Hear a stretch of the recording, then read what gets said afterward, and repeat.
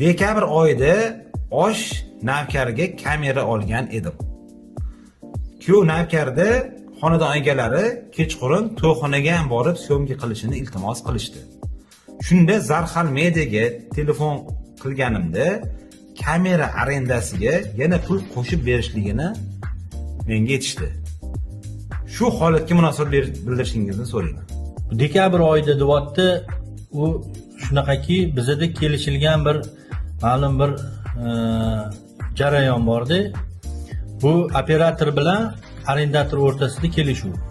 Bu qanaqaki bizda har bitta syomka uchun deb belgilangan narx-navolar bor.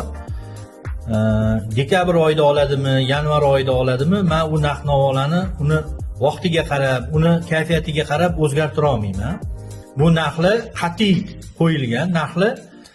Operator ertalab osh olgan bo'lsa, ketidan kuyovnakar olgan bo'lsa, shu belgilangan summasini to'laydi.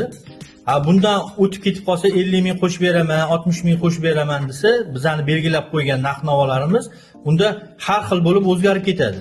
O'shanda bu maxsus bir o'sha kechqurun nikohga ham qo'shib olganiga yana alohida narx to'laydi.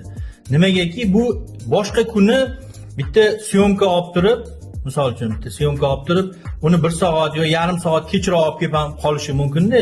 Shunaqa holatlar bo'ladi. O'shanda arendator bilan operatorni hisob-kitobda yanishmasligi uchun bitta summaga kelishib qo'yilgan.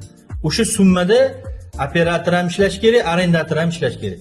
Hammani kayfiyatiga qarab yoki vaqtiga qarab narx-navoni o'zgartirish bu yaxshiligiga olib kelmaydi, ertaga ortiqcha gaplar ko'payadi. O'shaning uchun bolalardan iltimos qilaman, belgilangan syomkalarni qilinglar, undan keyingi chiqib qolgan syomkani undan keyingi narxga hisob-kitob qilib olib kelishligini so'rayman.